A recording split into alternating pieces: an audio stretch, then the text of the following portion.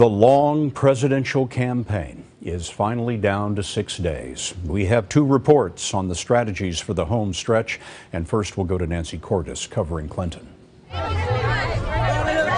To win in Florida, Clinton needs to generate Obama-level enthusiasm, especially from African Americans, who made up a quarter of the state's early voting electorate when he was on the ballot in 2012. So far this year, that rate is off by about 7 points. The African-American vote right now is not as solid as it needs to be. So today, the president and Clinton made the rounds again on predominantly black radio stations. Tell my folks, why you and why now? Well, I believe in what I'm doing. In battleground North Carolina, African-American early voting rates are bouncing back from a slow start after Republicans there imposed strict limits on the number of urban polling places during the first week of early voting. It wasn't that long ago when folks were beaten trying to register voters. In Chapel Hill today, Mr. Obama issued this dire new warning about a Trump presidency. I hate to put a little pressure on you, but the fate of the republic rests on your shoulders. The Latino vote will also be key for Clinton, and there the numbers are far better. In Florida, Hispanic early voting is up 139% from this point in 2012, driven in part by Trump's comments about Mexicans. I mean, he starts out by insulting immigrants. He moves on to insult all Latinos, insults African Americans, insults Muslims, insults people with disabilities. President Obama came to Clinton's aid on another front today, criticizing the FBI director for alerting Congress about new emails in the Clinton case that may or may not be significant.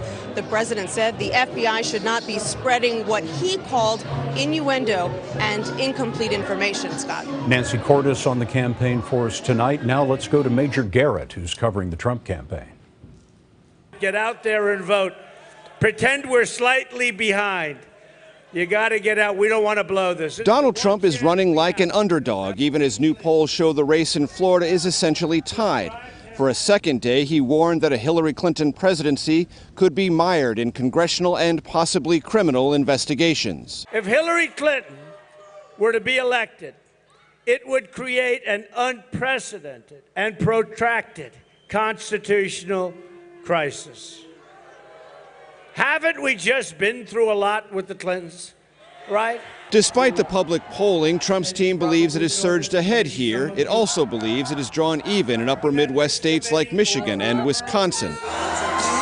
In Eau Claire last night, Trump made a play for voters who cast early ballots for Hillary Clinton and are now suffering what he called buyer's remorse. A lot of stuff has come out since you voted. At least 4 states allow early voters to withdraw their ballots and re-vote, but state officials say the practice is rarely used. Still, Trump's pitch speaks to the campaign's buoyancy in the final week. It was also visible in a roughly $600,000 investment in 3 Trump commercials slated to air nationally during tonight's Game 7 of the World Series. Everyday people stand united, ready to replace decades of broken politics with a new leader who's not a part of the system.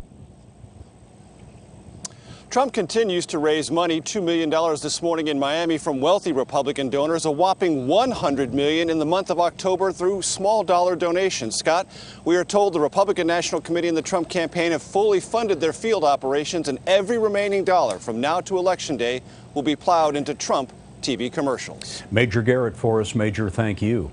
Major, Nancy, and our entire campaign 2016 team will bring you live election night coverage next Tuesday. That's at 7 Eastern Time.